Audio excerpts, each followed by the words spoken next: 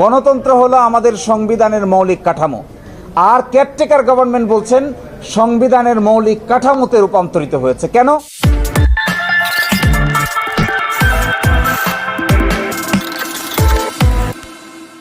পঞ্চদশ সংশোধনী সম্পূর্ণরূপে বাতিল ঘোষণা করা হয়নি। পঞ্চদশ সংশোধনীর মাধ্যমে সংবিধানে যে সমস্ত পরিবর্ধন পরিমার্জন করা হয়েছিল তার কিছু অংশ তিনি রেখে দিয়েছেন, কিছু অংশ বাতিল ঘোষণা করেছেন, আর কিছু জিনিস পরবর্তী সংসদের উপর ছেড়ে দিয়েছেন। তার মধ্যে যে সমস্ত জিনিস তিনি সংরক্ষণ করেছেন তার মধ্যে একটি হলো সুপ্রিম জুডিশিয়াল কাউন্সিল, আরেকটি সংরক্ষণ করেছেন যেটি হলো পরিবেশগত বায়োডাইভার্সিটির প্রিন্সিপাল, আরেকটি সংরক্ষণ করেছেন যেটি হলো ক্ষুদ্র নৃগোষ্ঠীকে প্রোটেকশন দেওয়ার জন্য রাষ্ট্রের যে পলিসি। এছাড়া যেগুলোকে তিনি বাতিল ঘোষণা করেছেন তার মধ্যে প্রধানতম হলো নির্দলীয় নিরপেক্ষ তত্ত্বাবধায়ক সরকার ব্যবস্থা বাতিল করে দিয়েছিলেন, তিনি এটিকে রেস্টোর করেছেন। দ্বিতীয়ত গণভোটের বিধানকে বাতিল করে দেওয়া হয়েছিল, সেটিকেও আজকে রেস্টোর করা হলো। তারপরে কনস্টিটিউশনের 7 ক এবং 7 খ, যার মাধ্যমে সংবিধানের কিছু বিধানকে অপরিবর্তনীয় করে ফেলা হয়েছিল এবং সেগুলোকে তিনি বলেছেন এটি কখনোই গ্রহণযোগ্য না, এটাকে বাতিল করেছেন।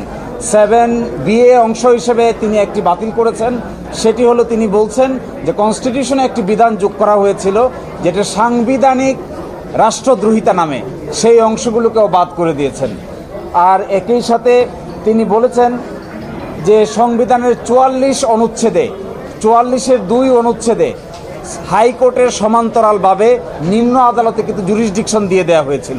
তিনি বলেছেন এইটাও সম্ভব নয়, কারণ এটা বেসিক স্ট্রাকচার ডক্ট্রিনের সঙ্গে সামঞ্জস্যপূর্ণ নয়, এই জন্য তিনি এটাকেও বাদ করে দিয়েছেন।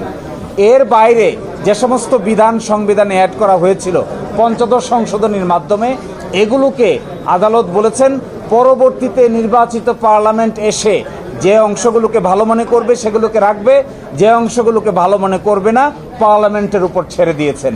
এই 3 তরফার রায় আজকে ঘোষণা হয়েছে। উনি বলেছেন আমাদের কনস্টিটিউশনের মূল প্রিন্সিপাল হলো we, not I, we the people, পিপলের ইচ্ছাই সর্বোচ্চ ইচ্ছা।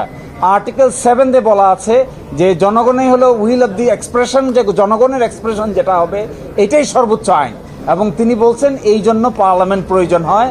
আমাদের কনস্টিটিউশনে আইয়ের কোনো বিধান নাই, বিধান হলো উই, আমরা জনগণ। কনস্টিটিউশনে বেসিক স্ট্রাকচার ডক্ট্রিন নামে একটা ডক্ট্রিন আছে। বেসিক স্ট্রাকচার ডক্ট্রিন হলো এমন ডক্ট্রিন যেগুলোকে পার্লামেন্ট চাইলেও কিছু বিষয়কে সংশোধন করতে পারবে না, পরিবর্তন করতে পারবে না।